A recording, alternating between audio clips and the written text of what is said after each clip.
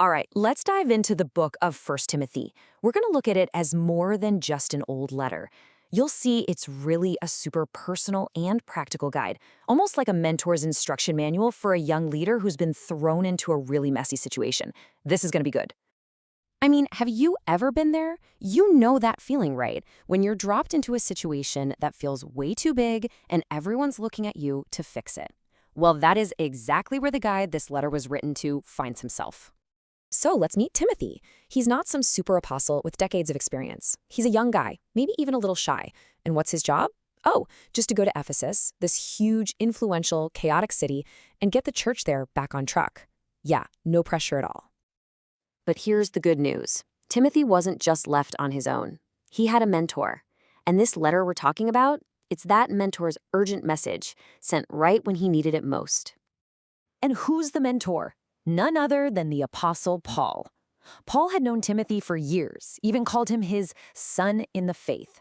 So this isn't some formal, stuffy document. This is a personal, strategic message from a seasoned veteran to his guy on the front lines, basically saying, okay, here's what you need to do. So what was that mission? What was the one single, most important thing Timothy had to do? It all boiled down to this. He had to guard the gospel. See, the church in Ephesus had a huge problem. It was being overrun by false teachers. And get this, they weren't outsiders. They were rising up from inside the church itself, causing all sorts of confusion and pulling people away from what really matters. That's the number one reason Paul sat down to write this letter. And I love how Paul tackles this. He doesn't get bogged down in a bunch of complicated arguments. He just says, hey, Timothy, look at the results. Look at the fruit. And the difference is just night and day, isn't it? On one hand, this false teaching just leads to pointless debates and pride. But the true gospel, it produces real things, beautiful things, love, a clean conscience, and a faith that's actually genuine. This brings us to a phrase Paul uses all the time in this letter, sound doctrine. Now, the word sound here literally means healthy. And think about that. In a world that was obsessed with clever arguments, Paul's focus is totally different. He's saying that believing the right things isn't just a head game. Healthy teaching has to lead to healthy lives. That right there, that's the central idea of this entire book.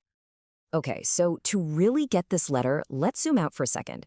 We need to get our bearings on the who, what, when, and where of it all.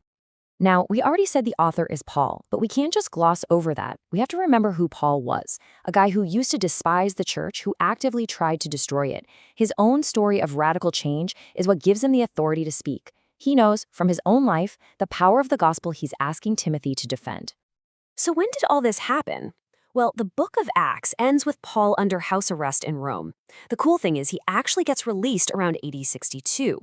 He then starts what people call a fourth missionary journey, and it's during this short period of freedom between AD 62 and 64 that he writes this letter from Macedonia to Timothy, who's back in Ephesus holding things down.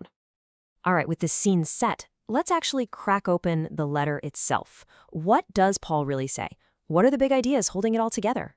First off, this letter belongs to a special group called the Pastoral epistles, along with 2 Timothy and Titus. They're basically personal letters to pastors with practical advice. But here's a detail I think is amazing. Even though the letter is addressed to Timothy, it was meant to be read out loud to the entire church. It's like we get to listen in on Paul's private coaching session. So what's at the heart of this super practical letter? It all comes back to Jesus, specifically his role as the one and only Savior. And Paul makes this so personal. This isn't just theory for him. He says this is a saying you can bank on. And then he points the finger right at himself. Christ came to save sinners, and I'm the worst one of all. The gospel that could change a man like Paul is the same gospel that can bring health to the church in Ephesus. And then there's this incredible passage. A lot of scholars think it was actually an early Christian song, and you can totally see why. It's like the whole story of Jesus in a nutshell, from showing up on earth to being raised up in glory. Paul's point is huge.